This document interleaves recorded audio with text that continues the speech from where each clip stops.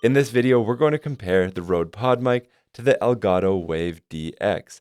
Both of these microphones come from huge companies that have huge followings. You might already be on Team Rode if you have any of their famous boom arms or audio mixers for podcasting and live streaming.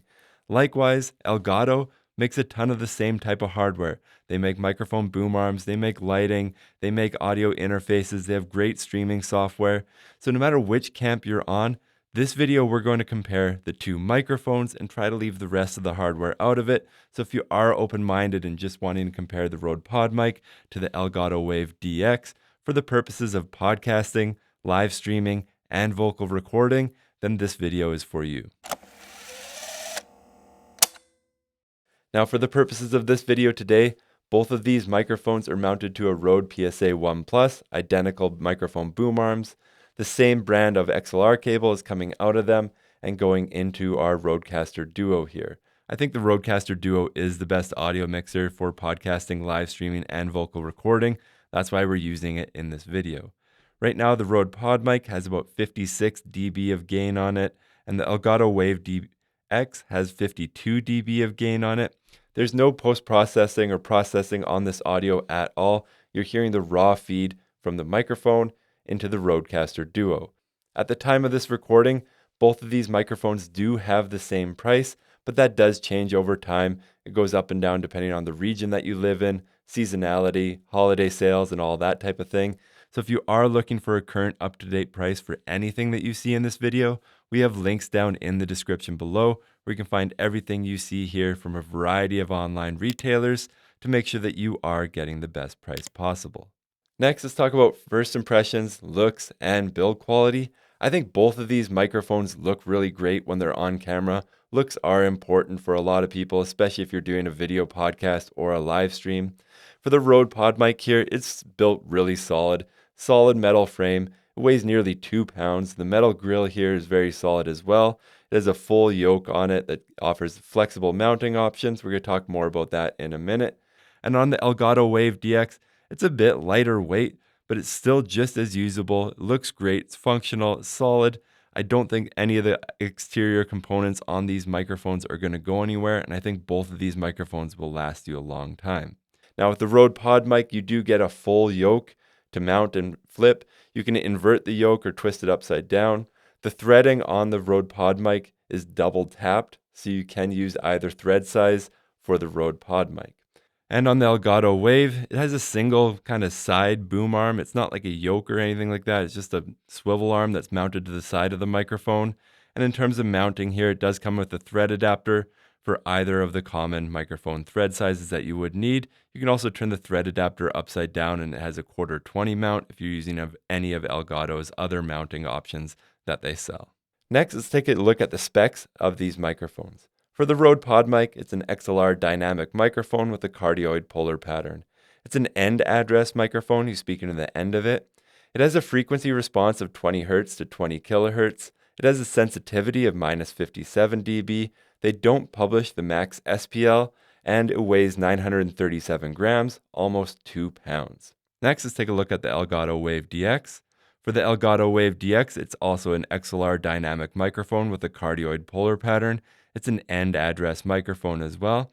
It has a narrower published frequency response. I'm going to talk about that more in a minute, from 50 Hz to 15 kHz. It has a sensitivity of -52 dB. They don't publish the max SPL, and it weighs 440 grams or 1 pound. Next, let's take a look at the frequency response graph. Let's start with the Rode PodMic. Now, this is why I said you can't look at the whole frequency response number of the previous step, because Rode is claiming that they have a frequency response here of 20 Hz to 20 kHz. But when we look at the actual frequency response graph, you can see that with the dip of this high pass filter here, it's effectively very similar to the Elgato Wave DX. If you look at 20, 30, 40, 50 Hz here, at 50 Hz, it's -6 or 7 dB. So it's effectively starting to come out of the range and come close to where the Elgato Wave DX is. On the high end here, you can see that the dip, the fall off of the higher frequencies, by the time you're at 15,000 kilohertz here, it's effectively -20 dB. So I would say that the effective frequency response between either of these microphones is very similar. Now, when we look at the Rode PodMic frequency response chart here, you can see that it is pretty sculpted. There's that high pass filter or low cut at the low end. There's a big boost at 150 Hertz. There's a cut here centered on about 400 Hertz. Then it's pretty jagged through the rest of the mids. At the high mids here, there's a boost at 4K. Then it's pretty sculpted from 4K to 10K before it falls off after 12K. Now, we need to take this with a grain of salt here because we have nothing to compare it to because Elgato doesn't publish their frequency response. You might wonder why they don't, and there's a lot of reasons, I'm sure, but they are one of the very few microphone manufacturers that don't publish their response at all, which I find a little bit weird. Now, so far in this video, I've had pretty good mic placement. I've been within about a fist of both of these microphones. You should not have been hearing any plosives or anything, so now we're going to do a plosive test, kind of demonstration of the worst case scenario, just so we can get a feel of what we're working with these microphones. Peter put peanut butter on his pineapple pizza. Peter put peanut butter on his pineapple pizza. Peter put peanut butter on his pineapple pizza. Peter put peanut butter on his pineapple pizza. Peter put peanut butter on his pineapple pizza. Peter put peanut butter on his pineapple pizza. Next, let's do a proximity test. This is how the frequency response changes of the Rode PodMic when you get right up next to it. This is how the frequency response changes on the Rode PodMic when you're about a fist away from the microphone. This is how the frequency response changes on the Rode PodMic if you're about a foot away from the microphone. This is how the frequency response changes if you're really close to the Elgato Wave DX. This is how the frequency response changes if you're about a fist away from the Elgato Wave DX. This is how the frequency response changes if you're about a foot away from the Elgato Wave DX. Here's a background noise test of the Rode PodMic using a keyboard and mouse on the table. Here's a background noise test of the Elgato Wave DX using a keyboard and mouse on the table. If you're shuffling paper or anything during a podcast, this is what it sounds like with the Rode PodMic. If you're shuffling paper or anything on a podcast, this is what it sounds like with the Elgato Wave DX. If you need to adjust your microphone, this is what the handling noise sounds like on the Rode PodMic, moving the boom arm up and down. If you need to adjust your microphone, this is what it sounds like with the Elgato Wave DX. If you need to adjust your microphone up and down. This is what the Rode PodMic sounds like if you tap it throughout your recording. This is what the Elgato Wave DX sounds like if you tap it throughout your recording. This is what the Rode PodMic sounds like with processing turned on the Rodecaster Duo. This is not the Rode PodMic specific processing setting. This is the generic dynamic microphone one. It has compression, EQ, a de-esser, and a big bottom added to this microphone. This is what post-processing sounds like on the Elgato Wave DX when we turn processing on the Rodecaster Duo. It's exactly the same setting that we used on the Rode PodMic. It has a big bottom, EQ, compression, and a de-esser. Now that processing is turned off for both microphones, now it's time for a blind test. No, it's not the computers. The computers were fine, and the answer to the ultimate question of life, the universe, and everything is indeed 42. The problem is that nobody knew what the question was. No, it's not the computers. The computers were fine, and the answer to the ultimate question of life, the universe, and everything is indeed 42. The problem is that nobody knew what the question was. All right, I just finished editing everything, so let's go through kind of my thoughts on everything.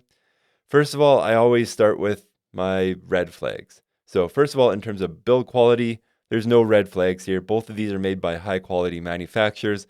Both of them seem like they're built really well. I have no worries there.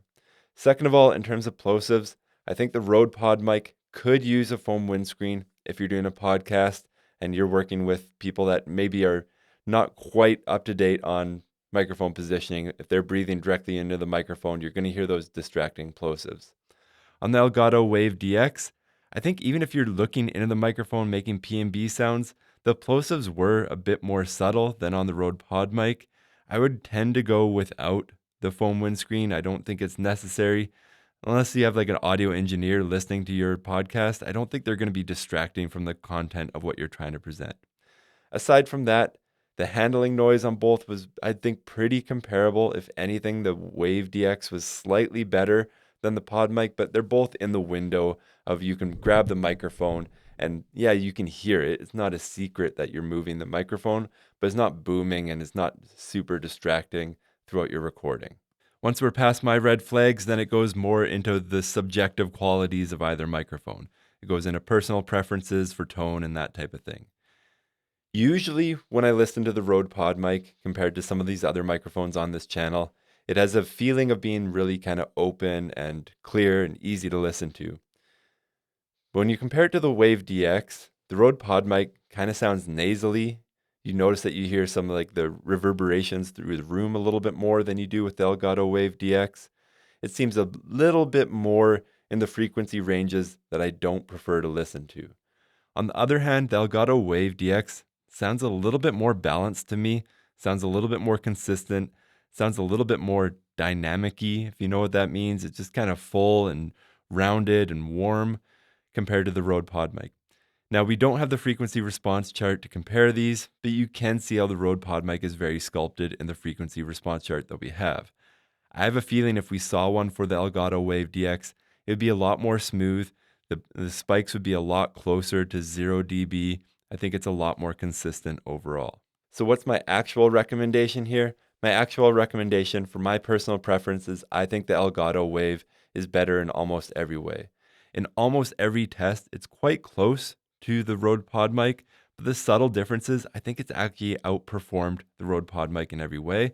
And on the subjective side of things, I actually just prefer how this microphone sounds better compared to the Rode PodMic. To me, the Elgato Wave DX sounds a lot more consistent, warm. It's the type of tone that I tend to prefer in terms of podcasting and live streaming. And so for me, the clear winner here is the Elgato Wave DX. If you do have any questions about either one of these microphones, or if you want to see other microphone comparisons that we haven't done on this channel yet, please leave a comment down in the comment section below. If you are looking for pricing or specs for anything that you see in this video, we have links down in the description below. And if you want to see more videos like this in the future, please like and subscribe. Thank you for watching.